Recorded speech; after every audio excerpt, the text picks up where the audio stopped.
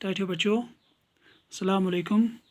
आज पढ़ो अस 5th 6th joint science class pollution. Pollution वनान आलूदगी। आलूदगी हंस मुख्तलिफ शक्ल ये पे उर्दू मज परान फिजाई आलूदगी, सौती आलूदगी, आबी आलूदगी।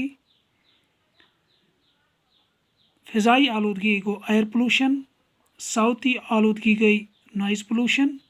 इत पे आज पोल्यूशन वनान आलूदगी।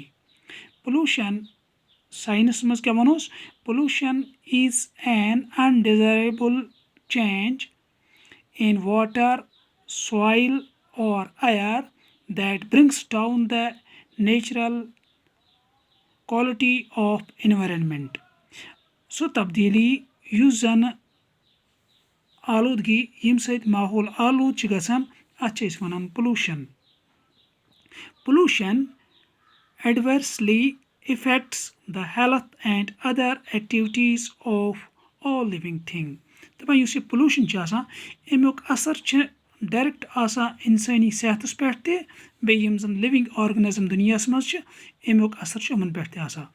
Harmful substance that pollute air, water and land are called pollutants.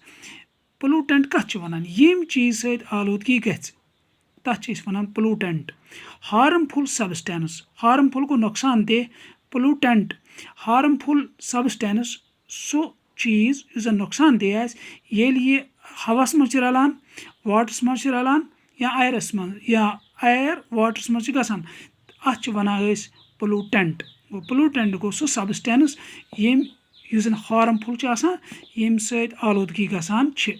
पत वो एयर पोल्यूशन अकु चीज आज air pollution. The addition of the pollutants such as harmful gases into air, that is called air pollution. Harmful यम चीज गसान Aires मज तमन तम सत हवा गंद अत वनान फिजाई आलूदगी या वनोस एयर पोल्यूशन।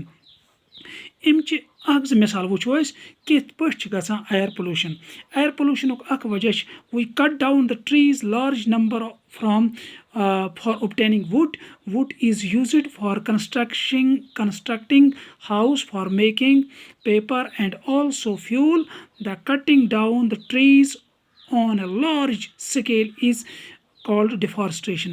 तब यम सत ज्यादा कुल षटान अम कुल मकान बनाने खतर कर इस्तेमाल, जिन खतर कर इस्तेमाल या सिनियो खतर कर इस्तेमाल अम सत डिफॉरेस्टेशन गसान तो यह बोड़ काज बना एयर पोल्यूशन।